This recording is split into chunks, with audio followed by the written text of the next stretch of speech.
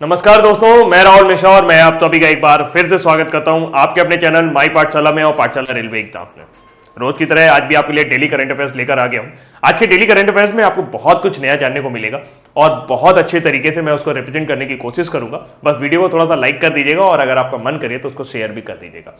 फिलहाल आज तारीख है 9 जून और जो लोग कल मेरे करंट अफेयर्स का इंतजार कर रहे थे, मैंने आपको पहले भी कहा था कि जो करंट अफेयर्स है वो अब आपका मंगलवार से लेकर रविवार तक आएगा। सोमवार को करंट अफेयर्स आपका नहीं आएगा, एक दिन तो मुझे भी छुट्टी चाहिए होती है। तो फिलहाल आज के करंट अफेयर्स में देखते हैं, एक इंपॉर्टेंट अवार्ड घोषित किया गया है रिचर्ड डकिंस। रिचर्ड डकिंस अवार्ड जो है ये पहली बार किसी भारतीय को दिया गया है, इसलिए काफी इंपॉर्टेंट हो जाता है। और अगर आपको पता है तो अच्छी बात है, नहीं पता है तो थोड़ी देर में पता चल जाएगा। लेकिन उससे पहले एक इंपॉर्टेंट जानकारी हमारे सामने आ रही है। ऐसा लग रहा है जैसे कि दुनिया में जो लोग हैं वो पर्यावरण को एकदम बर्बाद करने पे तुले हुए हैं। साइबेरिया में एक ऐसी ही घटना अभी सामने आई जिसकी वजह से रूस के राष्ट्रपति व्लादिमीर पुतिन को वहां पर आपातकाल घोषित करना पड़ा। ऐसा क्या हुआ? साइबेरिया का एक शहर है नॉर्लिक्स। वहां पर नॉर्लिक्स निकल नाम की एक कंपनी निकल उत्पादन और प्लेटिनम उत्पादन के काम करती है, जिसकी वजह से उसे काफी ज्यादा मात्रा में डीजल की आवश्यकता पड़ती है। ऐसे में उन्होंने अपने पास एक टैंकर बना रखा था, जिस टैंकर में की जो क्षमता थी वो लगभग 20,000 टन डीजल उसमें था। अचानक से अगर आपको थोड़ा सा पता हो साइबेरिया के बारे में, तो साइबेरिया एक बर्फीला इलाका है। चुकची जनजाति के बारे में आपने जरूर सुना होगा। चुकची जनजाति के जो लोग हैं वो आपके साइबेरिया में ही पाए जाते हैं। ये पूरा का पूरा लगभग आर्कटिक सागर के पास है और इस वजह से पूरा बर्फ से ढका हुआ इलाका है। वहां पर एक ठोस बर्फ की जमीन बनी हुई थी और उसी के ऊपर एक पिलर के जरिए इस टैंक को टिकाया गया था। लेकिन तापमान बढ़ने की वजह से बर्फ पिघली और वो पिलर धंस गया और ऐसे में वहां पर जो टैंकर था वो नीचे लुढ़क गया और पूरा जो डीजल 20,000 टन था वो बहने लगा। और पास में एक नदी बह रही है, अमरनाया नदी, जिस पर ये डीजल बह गया और वो नदी सफेद से लाल हो गई। अब उसके अंदर जो भी मछलियां वगैरह या जो भी जल जीवन था वो पूरी तरीके से नष्ट होने की कगार पे पहुंच गया है। ये अमरनाया नदी आगे जाकर एक झील में मिलती है और ये झील फिर आगे जाकर आर्कटिक महासागर में मिलती है।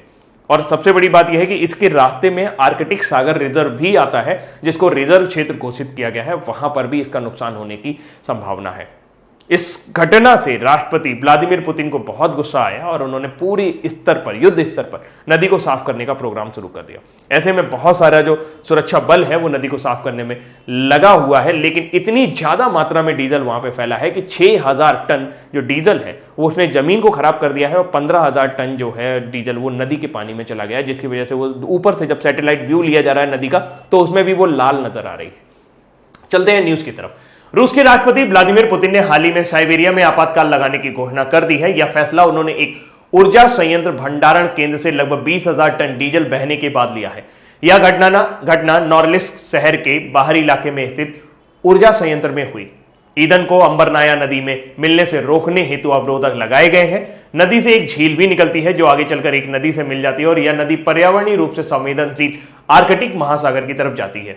यह तेल संयंत्र नॉर्लिक्स निकल नाम की एक कंपनी द्वारा संचालित किया जाता था, जिसके क्षेत्र में कारखानों में नॉर्लिक्स को पृथ्वी का सबसे भारी प्रदूषित शहर बना दिया है। रूस के राष्ट्रपति ने आर्कटिक क्षेत्र में बड़े पैमाने पर ईंधन तेल फैलने की लापरवाही के लिए उस कंपनी के मालिक को जिम्मेदार ठहराया है और यह भी सुनिश्चित किया है कि जो भी इसमें खर्च होगा उसका पूरा का पूरा कंपनी से वसूला जाएगा। चलिए अब आपको ले चलते हैं साइबेरिया की तरफ। साइबेरिया जो है ये 1991 से पहले सोवियत संघ का पार्ट था, बाद में इसको रशिया का पार्ट बन गया। रशिया ने इसको 15वीं से 16वीं शताब्दी में युद्ध में जीता था। साइबेरिया का बहुत बड़ा हिस्सा, ये ऊपरी पार्ट आप जो देखेंगे ये पूरा का पूरा साइबेरिया से घिरा हुआ नजर आएगा। ये पूरा का पूरा जो है लगभग वो साइबेरिया है। मध्य पूर्वी भाग जो है रशिया का यानी रूस का वो साइबेरिया ही है और प्रमुख औद्योगिक स्थलों में से एक है रूस के लिए। इसमें इंपॉर्टेंट एक चीज आपको नजर आनी चाहिए कि यहां पर थोड़ा सा नीचे आएंगे तो ये है बैकाल लेक। बैकाल लेक को दुनिया की सबसे बड़ी मीठे पानी की झील कहा जाता है। इससे ज्यादा जो बड़ी झील है वो कैस्पियन सागर है उसे, लेकिन उसका पानी खारा है, उसमें ज्यादा पानी है, इसलिए उसको खारे पानी की सबसे बड़ी झील कहते हैं। लेकिन अगर मीठे पानी की झील की बात करें तो वो है बैकाल झील। साइबेरिया का जो क्षेत्रफल है वो लगभग 131 लाख वर्ग किलोमीटर है। भारत का कितना है याद है आपको? भारत का जो क्षेत्रफल है 32.8 लाख वर्ग किलोमीटर है, यानी साइबेरिया जो है वो भारत का लगभग 4 गुना बड़ा देश है। देश क्या मतलब आपका रशिया का पार्ट है, एक तरह से आप इसे कह सकते हैं। तो हाल फिलहाल ये घटना कहां घटी? साइबेरिया में घटी और इससे जो प्रभावित होने वाली नदी है वो कौन सी नदी है? वो है अम्बरनाया नदी। इस नदी का नाम जरूर आप याद रखेंगे। अगर आप थोड़ा सा और ज्यादा याद रखना चाहते हैं तो इस कंपनी का नाम भी याद रख लीजिए, नॉर्लिक्स निकल नाम की कंपनी है। जिसका ये ऊर्जा संयंत्र था, जिसकी वजह से ये नुकसान अभी देखने को मिला है। अगली जानकारी की तरफ चलते हैं। तस्वीर आप देख पा रहे हैं, ये है हमारे विदेश मंत्री सुब्रमण्यम जयशंकर। ये पहले ऐसे नौकरशाह हैं जिनको सीधे मंत्री पद का दर्जा प्राप्त हुआ। फिलहाल पंचशील सिद्धांत की बात सामने आई है। पंचशील सिद्धांत हमने 2-3 जगह और पढ़ रखा होगा आपने। एक बार तो आपने नेहरू और जो चीन के बीच में समझौता हुआ था वहां पर पंचशील सिद्धांत की बात आई थी, और एक बार आपने बौद्ध धर्म में सुना होगा पंचशील सिद्धांत है, हिंसा न करना, चोरी न करना, उसके बारे में बातचीत करेंगे अभी। चल पहले बात करते हैं संयुक्त राष्ट्र सुरक्षा परिषद की। संयुक्त राष्ट्र सुरक्षा परिषद में 15 सदस्य होते हैं, जिसमें से 5 स्थायी सदस्य हैं जिन्होंने द्वितीय विश्व युद्ध के दौरान जीत हासिल की थी। वो वही हो गए आपके चीन, रूस, अमेरिका, कनाडा वगैरह। तो उसमें सबसे इंपॉर्टेंट बात यह है कि जो 5 सदस्य हैं वो तो स्थायी है और उनके पास वीटो पावर भी है, लेकिन उसके अलावा जो 10 अस्थायी सदस्य होते हैं इनका चुनाव हर दूसरे साल किया जाता है, यानी हर 2 वर्ष में ये चुने जाते हैं। लेकिन हर साल केवल 5 सदस्यों का चुनाव होता है, और इस बार भी इन सदस्यों का जो चुनाव है वो 17 जून को होने वाला है। वो कब होने वाला है? वो 17 जून को होने वाला है। 17 जून में इस बार भारत की जो दावेदारी है, क्योंकि ये क्षेत्रीय रूप से चुने जाते हैं, यूरोप से आएंगे, यूरेशिया से आएंगे और एशिया पैसिफिक क्षेत्र से आएंगे, तो यहां पर अब भारत की दावेदारी सबसे ज्यादा मजबूत नजर आ रही है, क्योंकि एशिया पैसिफिक क्षेत्र से आने वाला भारत जो है ये अकेला है। तो 5 सदस्यों में से एक सदस्य जो है वो भारत के बनने की उम्मीद होती चली जा रही है। फिलहाल ऐसा नहीं है कि पहली बार यूएनएससी का सदस्य भारत बनेगा, ये उसका 8वां कार्यकाल होगा अगर वो चुन लिया जाता है, भारत चुन लिया जाता है। तो भारत के विदेश मंत्री एस जयशंकर ने संयुक्त राष्ट्र सुरक्षा परिषद में एक निर्वाचित सीट को सुरक्षित करने के अपने अभियान के लिए देश के पंचशील सिद्धांतों का शुभारंभ किया है, और इसके लिए उन्होंने भारत का जो एजेंडा है, किस तरीके से भारत वैश्विक या विश्व के देशों की जो है वो नेतृत्व कर सकता है, इसके लिए एक बुकलेट जारी की। उस बुकलेट में पंचशील सिद्धांतों के बारे में बातचीत की है, और पंचशील सिद्धांतों में एक है सम्मान, संवाद, सहयोग, शांति और समृद्धि शामिल है। ये जो पंचशील सिद्धांत दिए गए हैं, ये जो 5 चीजें दी गई हैं, ये नरेंद्र मोदी जी द्वारा दी गई हैं, और इसको अगर हम इंग्लिश में देखें तो ये है रिस्पेक्ट, डायलॉग यानी संवाद, कोऑपरेशन यानी सहयोग, पीस यानी कि शांति, प्रॉस्पेरिटी यानी कि समृद्धता। भारत के एजेंडे में ये 5 चीजें शामिल हैं, और इस वजह से इसको पंचशील सिद्धांत कहा जा रहा है। संयुक्त राष्ट्र सुरक्षा परिषद की बात करें तो संयुक्त राष्ट्र सुरक्षा परिषद को विश्व का सिपाही भी कहा जाता है। अगर कोई देश उद्दंडता करेगा तो संयुक्त राष्ट्र सुरक्षा परिषद के सिपाही ही या संयुक्त राष्ट्र सुरक्षा परिषद ही इस मामले को संज्ञान में लेगी कि कोई देश किसी दूसरे देश पर उद्दंडता ना कर सके, कोई गैर कानूनी काम ना कर सके। संयुक्त राष्ट्र सुरक्षा परिषद का जो गठन है, संयुक्त राष्ट्र के ये 6 भागों में से एक है। इसका गठन 24 अक्टूबर 1945 को हुआ था। इसका मुख्यालय न्यूयॉर्क संयुक्त राज्य अमेरिका में है। संयुक्त राष्ट्र सुरक्षा परिषद संयुक्त राष्ट्र के 6 प्रमुख अंगों में से एक है, जिसका उत्तरदायित्व है कि अंतर्राष्ट्रीय शांति और सुरक्षा बनाए रखना। परिषद को अनिवार्य निर्णयों को घोषित करने का अधिकार भी है। ऐसे किसी निर्णय को संयुक्त राष्ट्र सुरक्षा परिषद प्रस्ताव कहा जाता है, और इसे विश्व का सिपाही भी कहते हैं। पंचशील सिद्धांत की बात करें, पंचशील सिद्धांत जो था ये नेहरू जी ने दिया था, और जब उन्होंने 1952-54 के दौरान चीन को अपना दोस्त समझ लिया था और एक संधि की थी, जिसमें 1904 में एंग्लो इंडियन संधि हुई थी, जिसके जरिए तिब्बत जो है वो भारत का पार्ट माना गया था। लेकिन बाद में चीन का अधिकार हो जाने के बाद इस पंचशील समझौते के बदौलत भारत ने यह मान लिया था कि तिब्बत जो है वो चीन का पार्ट रहेगा, और इसके बदले में भारत ने कुछ भी हासिल नहीं किया था। जबकि लोगों ने यह कहा था, सलाह दी थी कि भाई आप कम से कम अपने जो भी सीमा विवाद हैं उनको चीन के साथ सुलझा लीजिए। लेकिन भारत यह समझने लगा था कि भारत हिंदी चीनी भाई भाई हम मित्र पाएंगे चीन में हम अपना मित्र देख रहे थे, जो एक बड़ी भूल साबित हुई थी 1962 में। फिलहाल समझौते के बारे में बात करें तो पंचशील समझौता जो था वो 31 दिसंबर 1953, क्योंकि पंचशील का नाम आया तो मुझे लगा कि आपको बता देना चाहिए कि पंचशील क्या था। 29 अप्रैल 1954 को बैठकें हुई थी, जिसके बाद अंततः बीजिंग में इस पर हस्ताक्षर हुए थे। समझौता मुख्य तौर पर भारत और तिब्बत के व्यापारिक संबंधों पर केंद्रित है, मगर इसे याद किया जाता है इसकी प्रस्तावना की वजह, जिसमें 5 सिद्धांत हैं। 5 सिद्धांतों में भारत और चीन ने आपस में 5 सिद्धांतों पर हस्ताक्षर किए थे, जिसमें से पहला था कि दोनों देश एक दूसरे की अखंडता और संप्रभुता का सम्मान करेंगे, परस्पर अनाक्रमण यानी कि एक दूसरे के ऊपर बिना वजह आक्रमण नहीं करेंगे, या किसी भी वजह से उन्हें आक्रमण करना पड़े तो वो इस नीति को नहीं अपनाएंगे। लेकिन एक दूसरे के आंतरिक मामलों में हस्तक्षेप नहीं करेंगे, सम्मान और परस्पर लाभकारी संबंध बनाए रखेंगे और शांतिपूर्ण सहअस्तित्व की भावना जगाए रखेंगे। इसके अलावा पंचशील का जो वर्णन है वो बौद्ध धर्म में भी थेरवाद के अंतर्गत देखने को मिलता है।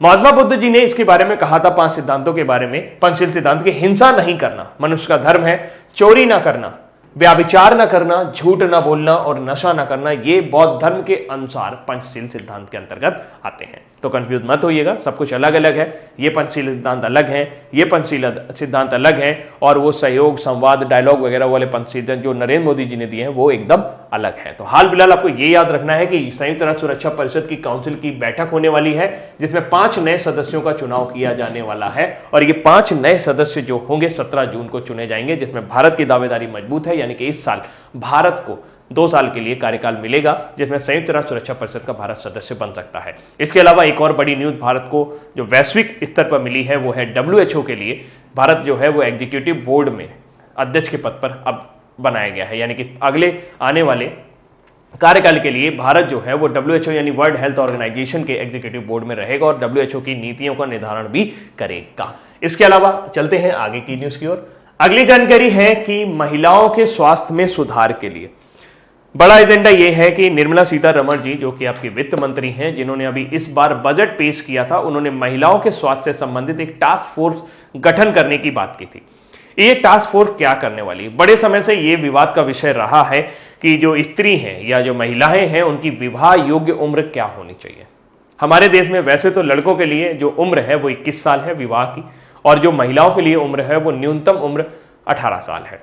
लेकिन इस पर लगातार बातचीत होती रही कि क्यों ना इस उम्र को बढ़ा दिया जाए, क्योंकि 18 साल की उम्र में और फिर उसके बाद संतानोत्पत्ति यानी कि बच्चे होने की दशा में महिलाओं का जो स्वास्थ्य है उसमें कमी आ जाती है और उन्हें काफी सारी परेशानियों का सामना करना पड़ता है।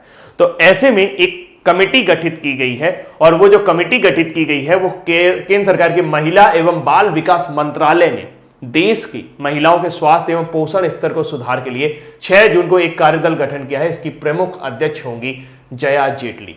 जया जेटली का नाम जॉर्ज फर्नांडिस के साथ काफी समय तक जोड़ा जाता रहा है। जया जेटली जो हैं ये जनता पार्टी की प्रमुख सदस्य रही और काफी समय तक इनका जो नाम है वो जॉर्ज फर्नांडिस के साथ जोड़ा जाता रहा। तो फिलहाल ये वही वाली जया जेटली हैं जिनका नाम जॉर्ज फर्नांडिस के साथ जोड़ा जाता है। तो यह दल अपनी रिपोर्ट जो है 31 जुलाई तक सौंप देगा, और अगर इस रिपोर्ट में कुछ ऐसा आता है तो हो सकता है कि महिलाओं की जो विवाह योग्य उम्र है वो बदल दी जाए।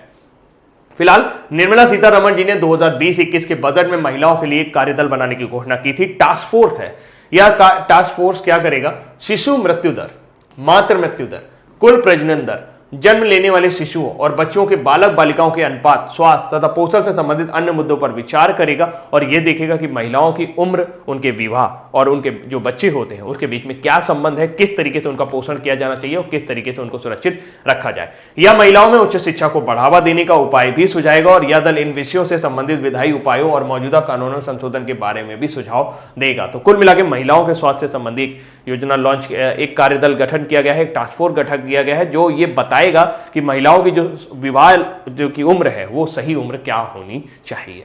अब इसके बारे में बात करें तो यहां पर महिलाओं के पोषण के लिए ऐसा नहीं कि अकेला केवल यही एक प्रयास किया जा रहा है। इसके अलावा एक प्रयास किया गया था, सुपोषित मां अभियान चलाया गया था। सुपोषित मां अभियान आपकी 17वीं लोकसभा के जो अध्यक्ष हैं ओम बिरला जी, जो राजस्थान कोटा से सांसद हैं, उन्होंने अपने गृह क्षेत्र से ही इस अभियान की शुरुआत की थी।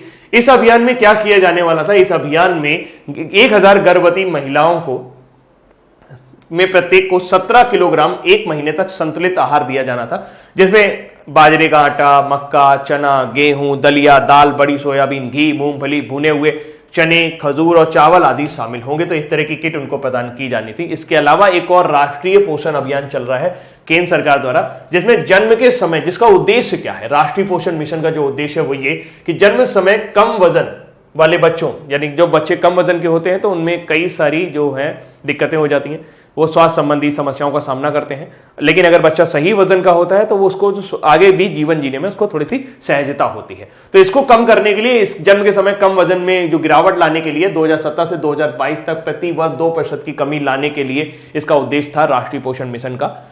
इसमें क्या किया जाएगा? इसमें 2022 तक कम करके 25% तक स्तर तक लाना है स्टंटिंग को, और 5 वर्ष से कम उम्र के बच्चों और 15 से 49 वर्ष की महिलाओं के विद्यमान एनीमिया यानी रक्त की कमी के स्तर में भी कमी लाने का प्रयास करना है। तो ये आपका जो मिशन है वो राष्ट्रीय पोषण मिशन से संबंधित है।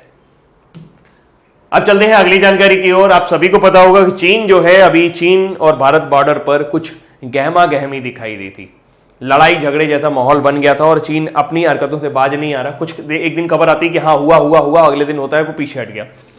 क्या हुआ है इन सभी बातों में चर्चा करेंगे, लेकिन उससे पहले भारत और चीन के शीर्ष जो वार्ताकार हैं उनके बीच में वार्ता हुई कि भाई किस तरीके से इन सीमाओं के संबंधों को या सीमाओं की जो समस्याएं हैं उनको सुलझाया जाए। भारत और चीन के सैन्य अधिकारियों के बीच 6 जून को उच्च स्तरीय वार्ता हुई। यह वार्ता लद्दाख में मोल्दो चुशुल सीमा चौकी के पास चीनी क्षेत्र में आयोजित की गई थी। इस वार्ता में भारत और चीन की सेना के लेफ्टिनेंट जनरल के स्तर के अधिकारियों ने हिस्सा लिया। वार्ता में भारत का प्रतिनिधित्व लेफ्टिनेंट जनरल हरिंदर सिंह के नेतृत्व में भारतीय शिष्टमंडल ने किया, जबकि चीन का नेतृत्व वहां के मेजर जनरल लिन लुई ने किया था। इस वार्ता में दोनों देश विभिन्न द्विपक्षीय समझौतों के अनुरूप सीमा क्षेत्रों से जुड़े मुद्दों को शांतिपूर्ण समाधान के लिए सहमत हुए। जो मेन मुद्दे थे वो थे LAC, जिसे लाइन ऑफ एक्चुअल कंट्रोल कहा जाता है।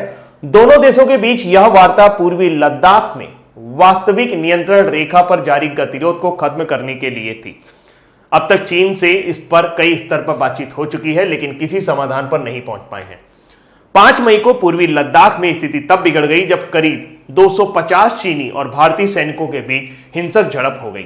उसके बाद भारत ने फैसला लिया कि पेंगोंग सो, जिसे पेंगोंग लेक भी कहते हैं, गलवान वैली, डेमचोक और दौलत बेग ओल्डी जैसे सभी विवादित जगहों पर चीन की आक्रामकता से निपटने के लिए भारतीय सैनिक मजबूत रुख अपनाएंगे और जैसा चीनी करेंगे उनका वैसा ही जवाब दिया जाएगा। फिंगर 4, यहां पर कुछ इंपॉर्टेंट चीजें हैं जो आपको मैप में मैं अभी दिखाऊंगा। दोनों देशों के बीच हुई इस वार्ता में सबसे अहम मुद्दा यह था कि इस बार चीनी सैनिक गलवान घाटी के फिंगर 4 तक आ गए। दोनों देशों के बीच हुई समझौते के मुताबिक यह ऐसा इलाका है जहां भारत और चीन दोनों ही दावा प्रस्तुत करते हैं और इस इलाके में भारतीय सैनिक हमेशा से गश्त करते आए हैं। समझौते के अनुसार सैनिक वहां तो आ तो सकते हैं, लेकिन वहां कोई ढांचा खड़ा नहीं कर सकते और ना ही वहां डेरा डाल सकते हैं। चीन ने इस समझौते का उल्लंघन किया और बड़ी संख्या में सैनिक तैनात कर दिए हैं। उनका मकसद भारतीय सैनिकों को इससे अपने गश्त से रोकना है, जबकि भारतीय सैनिक शुरू से ही फिंगर 8 तक गश्त करते आए हैं। अब थोड़ा सा मैप में आइए, ये घटना कहां घटी। जो 5 मई वाली घटना है वो यहां पे घटी थी, यहीं पर पेंगोंग लेक है। 9 मई को भी एक बार हुआ था नाखुला सेक्टर सिक्किम में, ये घटना घटी, यहां पर आप देख सकते हैं। और डोकलाम जो कि भूटान और भारत के बीच में, भूटान और भारत के बीच में पड़ता है, ये डोकलाम, यहां पर भी 2017 में 73 दिन टकराव रहा था। तो इस तरीके से भारत चीन सीमा बॉर्डर पर यह हो रहा है। और अगर आप इधर की बॉर्डर की बात करें तो इसको मैकमोहन रेखा कहा जाता है, जो तिब्बत से भारत के साथ सीमा बनाती है, उसे मैकमोहन लाइन कहते हैं। हाल फिलहाल यहां पर पेंगोंग लेक में अगर आप थोड़ा सा देखेंगे तो ये यहां की जो पहाड़ी है उसमें उभार है, 1 2 3 4 5 6 7 8 9 11 लगभग उभार है। मतलब कि आप ऐसे आओगे, पहाड़ी आपको ऐसे चढ़नी पड़ेगी, फिर आप उतरोगे, तो इसको फिंगर 1 कहा जाता है, इसको 2, इसको 3, इसको 4। तो यहां तक आ गए, मतलब चीनी सीमा यहां पर है और चीनी सीमा जो है वो चीन वाले यहां तक आ गए। भारत वाले सैनिक जो है वो यहां से लेकर यहां तक गश्त करते हैं। ये बीच का इलाका किसका है ये किसी को नहीं पता। यहां पर अक्सर दोनों सैनिक टहलते रहते हैं, वो कहते हैं हमारा, वो कहते हैं हमारा। अभी तक शांतिपूर्वक ढंग से गश्त लगा रहे थे, लेकिन अभी क्या हुआ, वहां पे डेरा जमाने लगे हैं, जिसकी वजह से दिक्कतें शुरू हो गई। फिंगर क्यों कहा जाता है, क्योंकि जो पहाड़ की शेप है, जो पर्वत का शेप है वो कुछ इस तरीके का, हिमालय पर्वत का जो शेप है वहां पे कुछ इस तरीके का है कि आप इसको पार करोगे फिर नीचे एक गड्ढा मिलेगा, घाटी मिलेगी, फिर आप इसको पार करोगे फिर घाटी मिलेगी, फिर इसको पार करोगे, तो इसको फिंगर शेप कहा जाता है। इसीलिए इसको फिंगर 4, फिंगर 6, फिंगर 7 तक ऐसे बोला जा रहा है। आई थिंक अब आपको जानकारी समझ में आ गई। जो घटना भी 5 मई वाली है वो यहाँ की है और 9 मई वाली ये नाकुला सेक्टर सिक्किम में देखने को मिली थी। अगली जानकारी है, जो तस्वीर आप देख रहे हैं ये है मशहूर गीतकार जावेद अख्तर। बॉलीवुड के प्रसिद्ध गीतकार जावेद अख्तर को हाल ही में रिचर्ड डॉकिंस पुरस्कार से सम्मानित करने की घोषणा की गई है। वो इस अवार्ड के पाने वाले पहले भारतीय हैं। यह अवार्ड उन्हें तर्क संगत विचार, धर्मनिरपेक्षता, मानव विकास और मानवीय मूल्यों को अहमियत देने के चलते मिला है। यह अवार्ड सिनेमा का क्षेत्र हो, रिसर्च का क्षेत्र हो, शोध का क्षेत्र हो, किसी भी क्षेत्र में काम करने वाले ऐसे व्यक्ति को दिया जाता है जो धर्मनिरपेक्षता का पक्षधर होता है या उस अपने किसी पर्टिकुलर धर्म की वकालत ना करते हुए धर्मनिरपेक्षता की ओर बात करता है। तो हाल फिलहाल इस बार यह पुरस्कार पहली बार किसी भारतीय को मिला है, वो है जावेद अख्तर। तो इससे पहले ये बिल मेहर और क्रिस्टोफर हिचिंस को भी यह पुरस्कार मिल चुका है। रिचर्ड डकिंस पुरस्कार को साल 2003 से दिया जा रहा है, जो ब्रिटिश विकासवादी जीव विज्ञानी रिचर्ड डकिंस के नाम पर है। रिचर्ड डकिंस एक बायोलॉजिस्ट हैं। इनकी एक पुस्तक आई थी, बहुत फेमस पुस्तक है 1976 में, द सेल्फिश जीन, जिसमें उन्होंने जीन के बारे में बताया था कि वो किस तरीके से अपने अनुरूप परिवर्तित हो लेता है और अपने वातावरण में अपने आप को खुद को एडजस्ट करने की कोशिश करता है। तो ये रिचर्ड डकिंस की जो पुस्तक थी द सेल्फिश जीन, उन्हीं के नाम पर यह पुरस्कार आज भी दिया जाता है। हाल फिलहाल वो जिंदा है अभी, मतलब उनकी मृत्यु नहीं हुई है, और अभी 1941 में उनकी पैदाइश हुई, तो अभी ऑलमोस्ट वो 79 ईयर के हैं। तो जावेद अख्तर को मिला रिचर्ड डकिंस पुरस्कार। अगली जानकारी है स्पंदन अभियान। आपने अक्सर इस तरह की चीजें सुनी होंगी कि पुलिसकर्मी क्या कर लेते हैं, कभी कभी हत्या कर लेते हैं, आत्महत्या कर लेते हैं, कभी कभी राइफल उठाते हैं अपने साथी को ही मार देते हैं, जिसे भात हत्या भी कहते हैं। तो ऐसे में क्या रीजन होते हैं कि वो आत्महत्या करते हैं, या क्यों वो ड्यूटी से इतना ज्यादा परेशान हो जाते हैं कि उनको इस तरह का कोई कदम उठाना पड़ता है? तो इसके लिए उनको मनोवैज्ञानिक सलाह देने का जो अभियान शुरू किया गया है, वो स्पंदन नाम का एक अभियान शुरू किया है छत्तीसगढ़ सरकार ने। छत्तीसगढ़ के मुख्यमंत्री वर्तमान समय में भूपेश बघेल हैं, और जो मुख्यमंत्री हैं वो है अनुसुईया उइके। तो छत्तीसगढ़ सरकार ने हाल ही में पुलिसकर्मियों से संबंधित आत्महत्या और भातृघात जैसी घटनाओं को रोकने के लिए स्पंदन नाम का अभियान शुरू किया है। जिला मुख्यालय में मनोचिकित्सकों और मनोवैज्ञानिकों द्वारा अवसादग्रस्त अधिकारियों और कर्मचारियों के लिए परामर्श और चिकित्सा उपचार के बारे में दिशा निर्देशों का सख्ती से पालन करने के लिए वरिष्ठ अधिकारियों को निर्देश जारी किए गए थे। योग कक्षाओं की व्यवस्था भी की जाएगी, और पिछले 2 वर्षों में छत्तीसगढ़ में 50 से अधिक पुलिसकर्मियों ने आत्महत्या की है। तो ऐसे में उनके लिए ये अभियान जो होगा वो काफी ज्यादा कारगर रहेगा। अगली जानकारी है एम नेत्रा। एम नेत्रा जो है ये तमिलनाडु की रहने वाली है, 13 वर्षीय लड़की है, और इसको अभी हाल ही में संयुक्त राष्ट्र के विकास और शांति संघ द्वारा, यानी कि UNADP द्वारा, United Nation Association for Development and Peace द्वारा उन्हें रिकॉग्निशन दिया गया है, उन्हें सम्मान दिया गया है। और ऐसा सम्मान उन्हें इसलिए दिया गया है कि उन्होंने, उनके पिताजी के पास 5 लाख रुपए थे, तो उन्होंने कोविड-19 के दौरान लोगों को देने के लिए अपने पिताजी को मना लिया कि भाई ये 5 लाख रुपए आपने जो रखे हुए हैं, इससे लोगों की मदद की जाए। और ये बहुत अच्छा प्रयास है। उनके पिताजी ने ये जो पैसे थे वो उनकी आगे की पढ़ाई के लिए, वो सिविल सेवा में जाना चाहते थे, भेजना चाहते थे, उसके लिए रखे थे, लेकिन वो सारे के सारे पैसे उन्होंने कोविड-19 के दौरान लोगों की मदद करने के लिए दे दिए। तो हाल फिलहाल उन्हें संयुक्त राष्ट्र UN सम्मेलन में बोलने का अवसर मिलेगा, और वह जिनेवा में सिविल सोसाइटी फोरम और सम्मेलन को संबोधित करेंगे। डिक्सन स्कॉलरशिप ने नेत्रा को 1 लाख रुपए की छात्रवृत्ति राशि से सम्मानित किया है। इससे पहले 13 वर्षीय लड़की ने अपने पिता सी मोहन द्वारा उसकी शिक्षा के लिए बचाए गए 5 लाख रुपए लॉकडाउन के दौरान गरीबों को आवश्यक वस्तुएं मुहैया कराने के लिए खर्च करने के लिए मना लिया था। यह पैसा नेत्रा की शिक्षा और भविष्य में उसे सिविल सेवा में प्रवेश दिलाने के लिए किया गया था। आपको ये याद रखना है, एन नेत्रा कहाँ की है? तमिलनाडु की रहने वाली है, 13 वर्षीय लड़की है। अगली जानकारी है, यह अपॉइंटमेंट है एम्बेसडर का। मोनिका कपिल मेहता, जो तस्वीर आप देख पा रहे हैं वो है मोनिका कपिल मेहता। इनको स्विट्जरलैंड में भारत के अगले राजदूत के रूप में नियुक्त किया गया है। वो वर्तमान में स्वीडन में भारत के राजदूत के रूप में कार्यरत है। मोनिका कपिल मेहता स्विट्जरलैंड में भारत के अगले राजदूत के रूप में सीबी जॉर्ज की जगह लेने वाली है। और सीबी जॉर्ज को अभी कहां भेजा गया, हमने अभी चर्चा करेंगे। सीबी जॉर्ज को कुवैत राज्य में भारत के अगले राजदूत के रूप में नियुक्त किया गया है। अभी कुछ दिन पहले मैंने बताया। राहुल श्रीवास्तव को रोमानिया में भारत के अगले राजदूत के रूप में नियुक्त किया गया। आप इसे मेरे नाम से याद कर सकते हैं, रा से राहुल, रा से रोमानिया। वह वर्तमान में विदेश मंत्रालय में संयुक्त सचिव के रूप में कार्यरत है। राहुल श्रीवास्तव रोमानिया के लिए भारत के अगले राजदूत के रूप में थांगलुरा दार्लोंग का स्थान लेने वाले हैं। और तो इसको एक बार फिर से कर देखते हैं जल्दी से स्लाइड को। मोनिका कपिल मेहता स्विट्जरलैंड में काम कर रहे थे। सीबी जॉर्ज चले गए कुवैत। राहुल श्रीवास्तव रोमानिया जाएंगे, रोमानिया में काम कर रहे थे थांगलुरा दार्लोंग। और पिछले हफ्ते जो अपॉइंटमेंट हुई उनके बारे में बात कर लेते हैं। गायत्री ईश्वर कुमार को ब्रिटेन भेजा गया राजदूत के तौर पर, वह रुचि घनश्याम की जगह ले रही है। पपुआ न्यू गिनी में गए हैं सुशील कुमार सिंगल, फिनलैंड में गए हैं रवीश कुमार, और कुवैत में गए हैं सीबी जॉर्ज। इसके अलावा इस साल जो भी अपॉइंटमेंट हुए वो ये हैं। बहरीन में भेजा गया है पीयूष श्रीवास्तव को, कतर में भेजा गया है दीपक मित्तल को, श्रीलंका में भेजा गया है गोपाल बागले को, नेपाल में विनय मोहन क्वात्रा, कनाडा में अजय बिसारिया, यूएसए में तरनजीत सिंह सिंधु, टर्की में संजय कुमार पांडा, और फ्रांस में जावेद अशरफ, नाइजर में श्री प्रेम कुमार नायर। एक को नहीं याद हुए, कैसे याद होंगे? ऐसे याद करो, इसको छुपाओ, छुपा लिया, ठीक है। बताओ बहरीन में कौन गया? पीयूष कुमार श्रीवास्तव। कतर में कौन गए? दीपक कुमार मित्तल। श्रीलंका में कौन गए? गोपाल कुमार बागले। नेपाल में कौन है? विनय मोहन क्वात्रा। कनाडा में कौन है? अजय बिसारिया। यूएसए में कौन है? तरनजीत सिंह सिंधु। टर्की में कौन है? यह है संजय कुमार पंडा, फ्रांस में जावेद अशरफ, नाइजर में श्री प्रेम कुमार नायर। याद हो गया? याद करने की कोशिश करेंगे तो जरूर याद हो जाएगा, अगर ये याद रहेगा तो बहुत ज्यादा कॉन्फिडेंस भी आपके अंदर रहेगा। अगली जानकारी की तरफ चलते हैं। अगली जानकारी है, भारत विश्व में कोरोना वायरस का बहुत बढ़िया देश बन गया है, हम 5वें नंबर पर पहुंच गए। हमने कई देशों को पछाड़ दिया और रिकॉर्ड एक दिन में 9,887 मामले आए हैं। 6 जून को 294 मौतें दर्ज हुई हैं। जब हमारे पास कम मरीज थे तो हम लॉकडाउन हुए पड़े थे, अब हमारे पास मरीजों की संख्या बढ़ रही है, हम अनलॉक हो गए। फिर भी अब हमें कोरोना के साथ जीना सीखना होगा। कोरोना का डेथ रेट कम है, कभी कभी तो ये भी हो रहा है कि ये किसी को हो भी जा रहा है और पता भी नहीं लग रहा, ठीक भी हो जा रहा है। तो ऐसा नहीं है कि आपको इसको डरने की जरूरत है, लेकिन हाँ सावधान रहने की बहुत ज्यादा जरूरत है, क्योंकि अगर आप में से किसी को भी कोरोना होता है तो हो सकता है उसको फर्क न डाले, लेकिन आपके अगल बगल कोई भी कमजोर इम्यून सिस्टम वाला आदमी होगा उसको जरूर दिक्कत हो जाएगी। तो हाल फिलहाल भारत जो है ये 5वें नंबर पर आ गए हैं कि सबसे ज्यादा प्रभावित है, क्योंकि इसकी केस संख्या 6 जून 2020 को 2.41 लाख को पार कर गई है।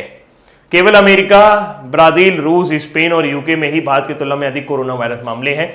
भारत ने इटली और उसके बाद स्पेन को पीछे छोड़ते हुए अवांछनीय स्थान पर पहुंच गया है। लेकिन मैंने गवर्नमेंट की साइट पे देखा, ये mygov है, वहां पर वो एक्टिव केसेस दिखा रहे हैं 1,25,381 और 1,24,094 लोग जो हैं वो या तो ठीक हो गए हैं या तो डिस्चार्ज हो गए हैं। तो अगर आप दोनों मिला लेंगे तो 2.5 लाख के आसपास भारत के अंदर कोरोना मरीज पाए गए थे, जिसमें से 7,135 डेथ हुई हैं और एक माइग्रेटेड हो गया है, यानी कि एक बाहर चला गया है, हमारे यहाँ नहीं रहा, वो चला गया अपने देश वापस लौटकर। तो भारत में वर्तमान समय में 1,25,381 केसेस ऐसे हैं जो एक्टिव अवस्था में हैं। अब आ रही है न्यूज फटाफट की। 6 जून को संयुक्त राष्ट्र रूसी भाषा दिवस मनाया गया। 6 जून को क्यों मनाया गया संयुक्त राष्ट्र रूसी भाषा दिवस?